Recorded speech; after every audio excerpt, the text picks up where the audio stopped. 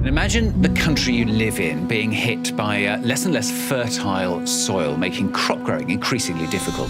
Sandstorm conditions prevail in the Indian capital, and now there are fears of early desertification of the region. Desertification and erosion are both concerns. Soil is the habitat upon which zillions of lives thrive. Because of that thriving life, everything grows. We eat food, other animals grow, everything happens because soil is rich. Once there is no richness in soil, then you have forsaken the planet in many ways. We talk of carbon, we talk of emissions, we talk of pollution at various levels. Before all that, we need to address the most important concern, because there is a misunderstanding in the world. There is a campaign to project civic issues as environmental issues. Right now, if plastic bags are floating around in New York City, this is not an ecological issue, this is a civic issue. If our rivers are polluted, this can be fixed. In 1 or 2 years, if you set up the necessary purification plants and enforce the law, these are civic issues which can be fixed with a little bit of law enforcement and awareness. But the real issue is soil. The United Nations agencies, with enough scientific data, they're clearly saying that we have soil, agricultural soil, for another 80 to 100 crops on the planet. This is 45 to 60 years is what we have agricultural soil. They're calling this as soil extinction. You've heard of dinosaurs going extinct, you have heard of dodos going extinct, but this is soil extinction is what we are looking at. The real problem is soil extinction because in the last 30 years, 80% of the biomass insects have disappeared from the planet, 80%. This is a suicide, this is a real suicide. So in 45 years' time or 50 years' time, there will be serious food crisis on the planet, it's inevitable. When food crisis comes, well, whoever has the biggest guns will come and take the food.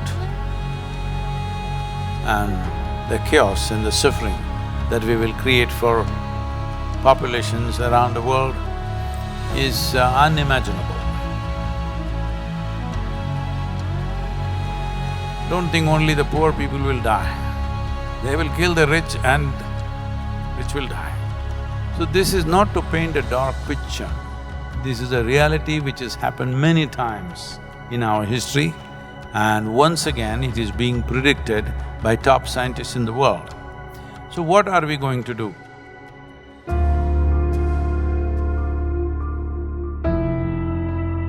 Why is soil going away? Where is it going away? See, what is sand becomes soil if you add organic content to it. What is soil becomes sand if you take away all the organic content from it. If you go into a rainforest, the organic content in the soil will be over 70%.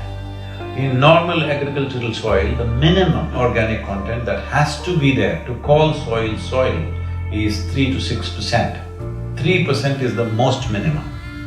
But today, for example, in India, 62% of India's soil, the organic content is 0.5% or below that.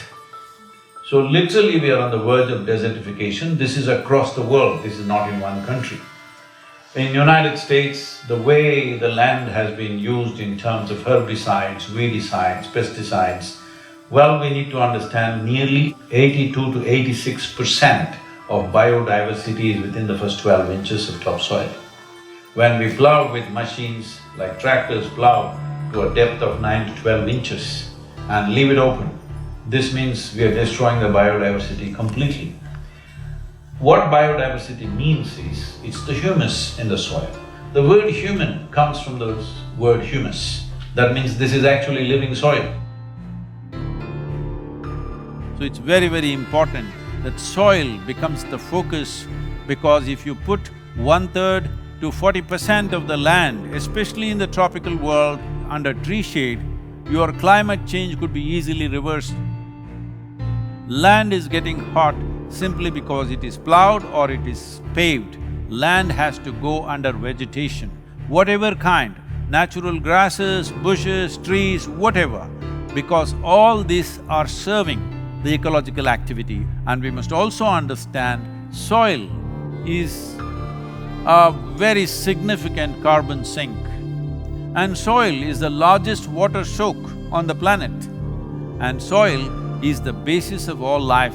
This 36 to 39 inches of topsoil on average around the planet is the basis of 87% of life on this planet. To keep the biodiversity alive is the most important thing that we need to do right now. Unless we start now, this will not happen.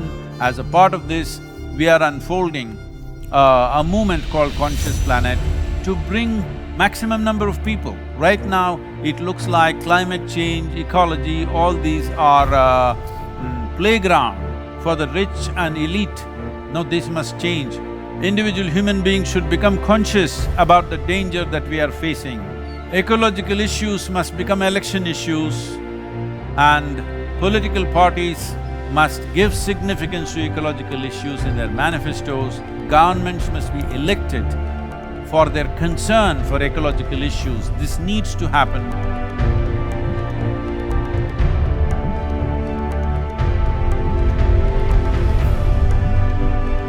So we are seeing how to bring about a policy recommendation for 192 countries. The rally is starting on 21st of March, which is the equinox day in London. And from London, it's a single lone motorcycle riding through 24 countries, 30,000 kilometers, reaching the Cauvery basin where we are on ground working in a river basin which is 83,000 square kilometers, and 5.2 million farmers work here. The very body that we carry is soil. Without soil being rich and well, this body and every other life cannot be well.